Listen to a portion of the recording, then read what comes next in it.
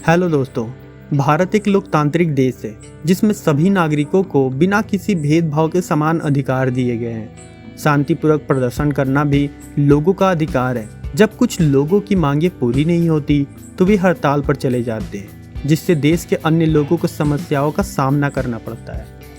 लेकिन सरकार लोगों की समस्याओं को कम करने के लिए कुछ कानूनों का सहारा लेती है। तो चलिए इन्हीं कानूनों में से एक कानून एस्मा के बारे में जानते हैं।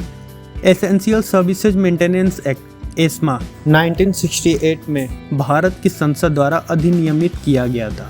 इसका मुख्य उद्देश्य उन वस्तुओं की निर्बाध गति को बनाए रखना है जो कि सामान्य नागरिक के सामान्य जीवन के लिए आवश्यक है।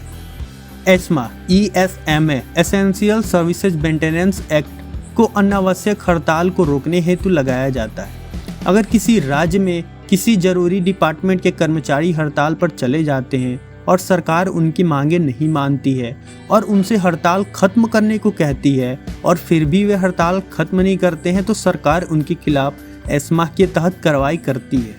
लेकिन एस्मा लागू करने से पूर्व इससे प्रभावित होने वाले कर्मचारियों को किसी समाचार पत्र या अन्य माध्यम से सूचित किया जा सकता है। एस्मा अधिकतम 6 माह के लिए लगाया जा सकता है, लेकिन यदि केंद्र सरकार मानती है कि इसे और बढ़ाने की ज़रूरत है तो वह इसे कितने भी लंबे समय तक बढ़ा सकती है। हालांकि एक बार में 6 माह से अधिक ऑर्डर नहीं दिया जा सकता है।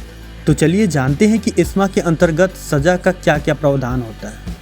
एस्मा लागू होने के बाद यदि कर्मचारी हड़ताल पर जाता है तो वह अवैध एवं दंडनीय है। क्रिमिनल प्रोसीजर 1898 के अंतर्गत एस्मा लागू होने के उपरांत इस आदेश से संबंधित किसी भी कर्मचारी को बिना किसी वारंट के गिरफ्तार किया जा सकता है।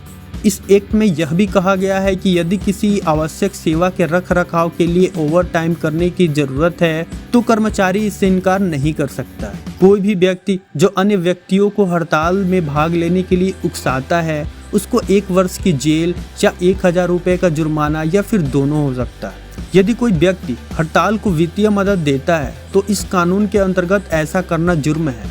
ऐसे व्यक्ति को 1 वर्ष तक कारावास या 1000 रुपये का जुर्म या दोनों हो सकता है। चलिए अब जानते हैं एस्मा के अंतर्गत आवश्यक सेवाएं क्या क्या है। एस्मा के अंतर्गत डाक, टेलीग्राफी या टेलीफोन सेवा उपलब्ध होता है। किसी भी रेलवे सेवा या किसी अन्य परिवहन सेवा के लिए यात्रियों या माल की ढुलाई के लिए भूमि, पानी या हवा जिसके संबंध में संसद में कानून बनाने की शक्ति है। हवाई अड्डे के संचालन या रखरखाव से जुड़ी कोई सेवा या विमान के संचालन, मरम्मत या रखरखाव की सेवा।